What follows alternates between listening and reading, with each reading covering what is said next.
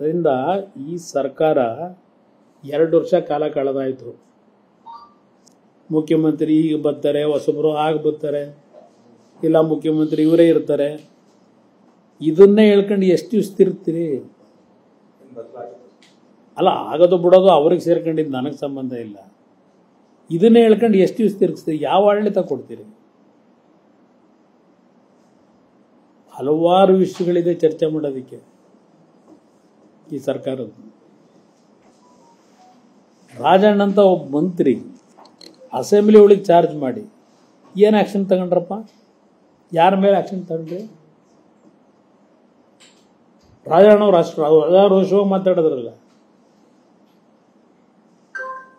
Pen drive cassette ಮಾಡ factory ಇದೆ ಈ ರಾಜ್ಯದಲ್ಲಿ, ಇಲ್ಲೇ ಅವರೇ ಮಹಾನ್ ನಾಯಕ ಹೇಳಿದ್ರಲ್ಲ. ಯಾಕೆ ನಿಲ್ಲಿಸ್ಬಿಟ್ರಿ? ಮುಂದುವರಿಸಲಿಲ್ಲ ಅದನ್ನ? ಯಾವ್ಯಾವ ರೀತಿ ನೀವು ಅಧಿಕಾರಿಗಳನ್ನ ಇವತ್ತು ಅಧಿಕಾರದ ನೀವು ದುರುಪಯೋಗ ಪಡಿಸ್ಕೊತಾ ಇದ್ದೀರಿ? ಕೇಂದ್ರ ಸರ್ಕಾರದ ಮೇಲೆ ಮಾತಾಡ್ತಿರಲ್ಲ ನೀವು ಮಾಡ್ತಾ ಇರೋದೇನು? ಆ ವಾಲ್ಮೀಕಿ ಜನಾಂಗದ್ದು ಆ ಬಡವರಿಗೆ ಕೊಡಬೇಕಾದ ದುಡ್ಡನ್ನ ಲೂಟಿ ಹೊಡೆದು ಯಾವ ನೈತಿಕತೆ ಇಟ್ಕೊಂಡು ಮಾತಾಡ್ತೀರಿ? ಇದ್ರ ಮೇಲೆ ಆಕ್ಷನ್ ತಗೋಬಾರ್ದ? ತನಿಖೆ ಹಾಕ್ಬೇಕೋ ಬೇಡವೋ?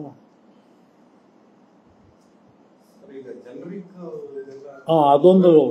ಈಗ ಜನೌಷಧಿ ಮಹಾನುಭಾವರು ನಮ್ಮ ಆರೋಗ್ಯ ಸಚಿವರು ನಿನ್ನೆ ಅದೆಂಥದ್ದು ಸರ್ಕಾರದ ಆಸ್ಪತ್ರೆಗಳಲ್ಲಿ 183 ಜನೌಷಧಿ ಕೇಂದ್ರ ಅವಲ್ಲ, ಅದನ್ನೆಲ್ಲ ಮುಚ್ಚಾಕ್ತಾರಂತೀವಿ. ಅದು ಮುಚ್ಚಿಬಿಟ್ಟು ಬಹುಶಃ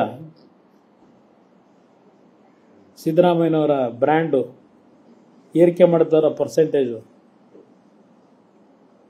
ಆ ಔಷಧಿ ಇಲ್ಲ ಡ್ರಗ್ಸು ಇದನ್ನು ಮಾರಾಟ ಮಾಡೋ ಕೇಂದ್ರ ಮಾಡ್ತೀರಾ?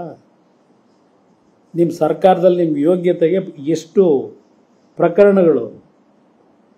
ಆಸ್ಪತ್ರೆಗಳಲ್ಲಿ ಮೆಡಿಸನ್ ಇಲ್ಲ, ಎಕ್ಸ್ಪೈರಿ ಆಗಿರತಕ್ಕಂಥ ಟ್ಯಾಬ್ಲೆಟ್ಸ್ಗಳನ್ನು ಎಷ್ಟು ರಾಶಿ ಇಟ್ಕೊಂಡಿದ್ರಿ? ಏನು ಆ್ಯಕ್ಷನ್ ತಗೊಂಡ್ರಿ? ಅಟ್ಲೀಸ್ಟ್ ಕೇಂದ್ರ ಸರ್ಕಾರ ಬಡವ್ರಿಗೆ ಅನುಕೂಲ ಆಗಲಿ ಅಂತ ಹೇಳಿ ಕಡಿಮೆ ದರದಲ್ಲಿ ಇವತ್ತು ಅವರ ಆರೋಗ್ಯ ದೃಷ್ಟಿಯಿಂದ ಆ ಜನೌಷಧಿ ಕೇಂದ್ರಗಳನ್ನು ಪ್ರಾರಂಭ ಮಾಡಿದರೆ ಮಾತ್ರೆ ಆ ಮೆಡಿಸಿನ್ ಕೊಡಲಿಕ್ಕೆ, ಅದನ್ನು ಮುಚ್ತೀನಿ ಅಂತ ನೆನ್ನೆ ತೀರ್ಮಾನ ತಗೊಂಡು ಏನಲ್ಲೆಲ್ಲ ಡ್ರಗ್ಸ್ ಮಾರಾಟ ಮಾಡೋದು,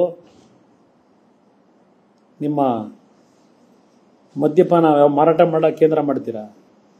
ಈಗ ಅದೆಂಥದ್ದು CL7 ಅವಕ್ಕೂ ಜಾಗ ಬೇಕಲ್ಲ. ಈಗ 7.5 ಲಕ್ಷದಿಂದ 23 ಲಕ್ಷ ಮಾಡಿದಿರಲ್ಲ CL7ಗೆ. ಅದನ್ನೆಲ್ಲ CL7ಗೆ ಕನ್ವರ್ಟ್ ಮಾಡ್ತೀರಾ? ಬಾಡಿಗೆ ಕೊಟ್ಟು ಆ ಜಾಗಗಳನ್ನ? ನಾಚಿಕೆ ಆಗಬೇಕು ನಿಮಗೆ. ಎಷ್ಟು ಜನ ಸತ್ರು ಆಸ್ಪತ್ರೆಗಳಲ್ಲಿ ಹೆಣ್ಮಕ್ಳು ಹೆರಿಗೆ ಆಗಬೇಕಾದ್ರೆ? ನಿಮ್ಮ ಯೋಗ್ಯತೆ ನೆಟ್ಟಿಗೆ ಜನಕ್ಕೆ ಮಾತ್ರೆ ಕೊಡೋ ಯೋಗ್ಯತೆ ನಿಮ್ಮ ಆಸ್ಪತ್ರೆಗಳಲ್ಲಿ ಇಲ್ಲ, ಸಿಬ್ಬಂದಿಗಳಿಲ್ಲ. ತೆಗೀರಿ, ಲೆಕ್ಕ ತೆಗೀರಿ. ಎಷ್ಟು ಆಸ್ಪತ್ರೆಯಲ್ಲಿ ಇವತ್ತು ಸರಿಯಾದ ರೀತಿ ವೈದ್ಯರಿಟ್ಟಿದ್ದೀರಿ? ಸರಿಯಾದ ರೀತಿ ಸಿಬ್ಬಂದಿಗಳು ಎಷ್ಟು ಆಸ್ಪತ್ರೆಯಲ್ಲಿ ಇದ್ದಾವೆ? ಹೋಗೇನಾದ್ರು ನೋಡಿದ್ದೀರಾ? ಇವತ್ತು ರಾಜ್ಯದ ಹಲವಾರು ಭಾಗದಲ್ಲಿ ಮಳೆ, ಹಲವಾರು ಕಡೆ ಬೆಳೆ ನಾಶ. ಇವತ್ತು ತೋರಿಸ್ತಾ ಇದ್ದೀರಿ ಟಿವಿಯಲ್ಲಿ ಬೆಳಿಗ್ಗೆ.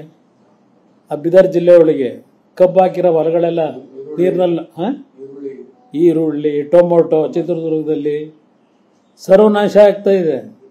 ಯಾವನಾದರೂ ಒಬ್ಬ ಮಂತ್ರಿ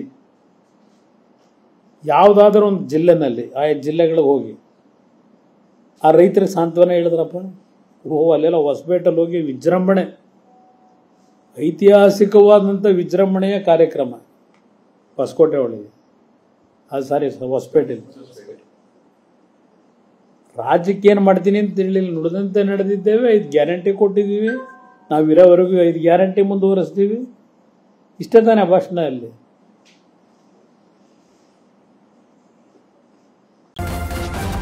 ನ್ಯೂಸ್ ಫಸ್ಟ್, ನಿರ್ಭೀತಿಯಿಂದ ನಿಮ್ಮ ಪರವಾಗಿ.